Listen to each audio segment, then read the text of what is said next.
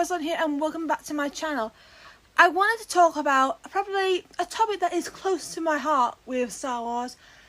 I want to talk about the inhibitor chips, which are used to control clone troopers and of course were responsible for the construction of Order 66, which was to terminate all Jedi.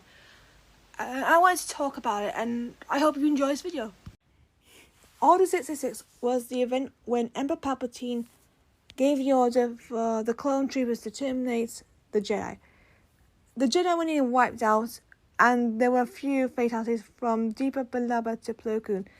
Unfortunately for the Sith Lords, several Jedi escaped the Great Bridge. Some of these were Obi-Wan Kenobi, Ahsoka Tano, Yoda, Kanan Jarrus, and Grogu. But what Darth Vader and Palpatine didn't know is after the Great Purge,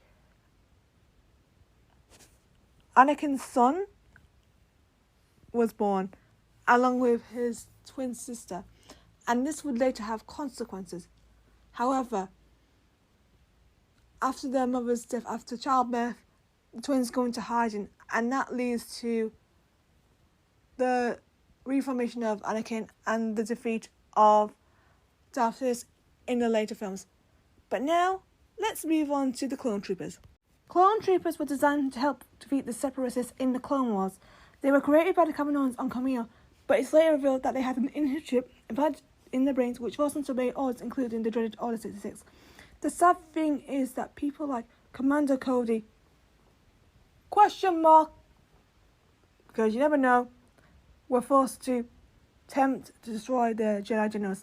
And that's the saddest thing, because they're human, and Clone Wars has put it into words very well that they're more than just soldiers, and Plo Koon and Yoda have absolutely made a great point. Even without the chips, they're just more than soldiers. However, things change in the animation series, and that adds more to Revenge of the Sith.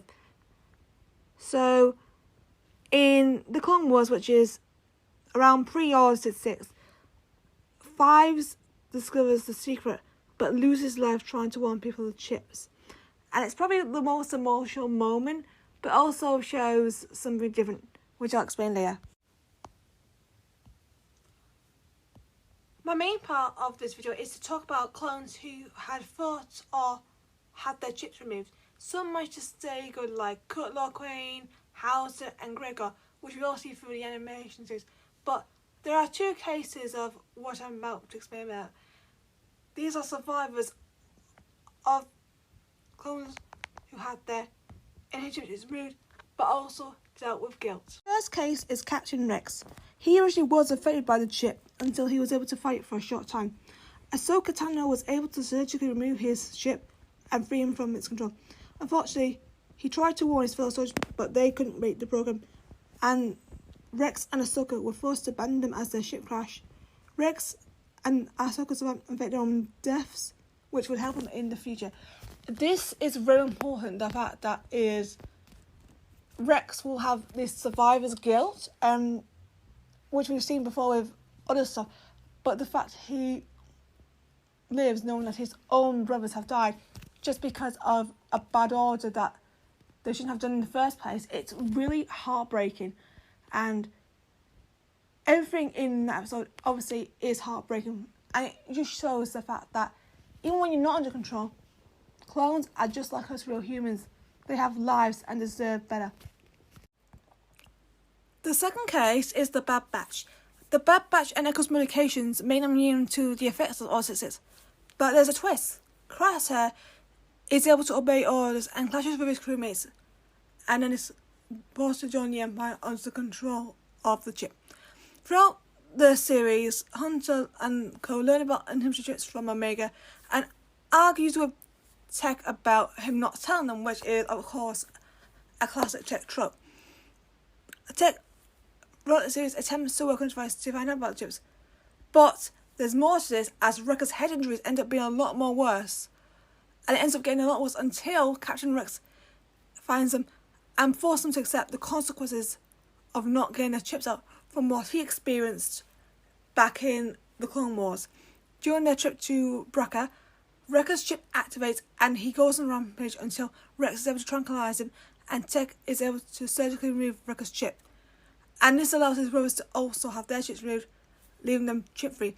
I feel that it helps signify how different these soldiers are, and now they escaped thanks to their differences, but after what happened with Crosshair and after what nearly happened with Wrecker, they were right to listen to Rex and get the right thing for their and Omega's sake.